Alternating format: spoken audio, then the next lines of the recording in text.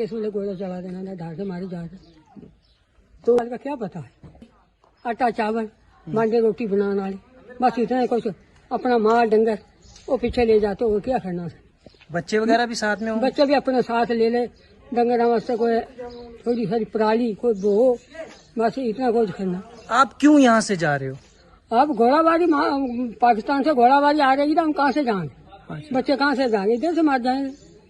अब जा रहे जान लेके पीछे से बच्चे को खड़े कर बचाए करते। फौजी ने भी बोला इन्होंने कि अब तुम पीछे हो जाओ। रात को जैसे ही इंडिया ने स्ट्राइक की, एयर स्ट्राइक की, तो उसके बाद ये पाकिस्तान थोड़ा बुखलाया हुआ है। वो भी कुछ ना कुछ सोचता होगा, कुछ करने की तैयारी रखता होगा।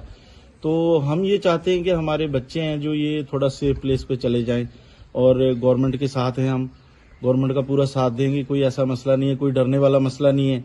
सिर्फ बच्चों को और जानवरों को सेफ प्लेस पे पहुंचाना चाहते हैं, और गवर्नमेंट हमारे साथ है, हम गवर्नमेंट के साथ हैं। हम तो चाहते हैं कि पाकिस्तान को करारा जवाब देंगे, तभी तो ये मिलिटेंसी वगैरह खत्म होगी, ये सिस्टम निजाम जो इनका बंद होगा, जो इन्होंने चला रखा है, मासूम लोगों को मारना, नाजायज किसी की मौत को घाट के उतारना।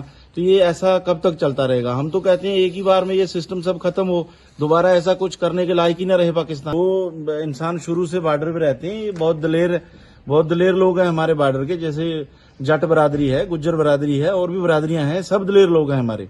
यहाँ पे डरने वाला कोई मसला नहीं है। तो थोड़ा थोड़ा ले जाएंगे सामान, जो खाने पीने का सामान है, दवाइयां होंगी जैसे, और कुछ जरूरी जो सामान है वो थोड़ा थोड़ा ले जाएंगे अपने साथ। तो अपने साथ उनको भी थोड़ा पीछे सेफ प्लेस में रखेंगे, थोड़ा उनको भी साथ में ले जाएंगे। अपील करेंगे कि एक बार पाकिस्तान को करारा जवाब दिया जाए, जो दोबारा ये घिनौनी हरकत करने के लायक ना रहे। हम माल बेची वाले हैं, वो तो नहीं ना रह सकते, तो मेसी को लेकर पीछे भागना पड़ेगा, इसीलिए तो हमें जाना ही होगा।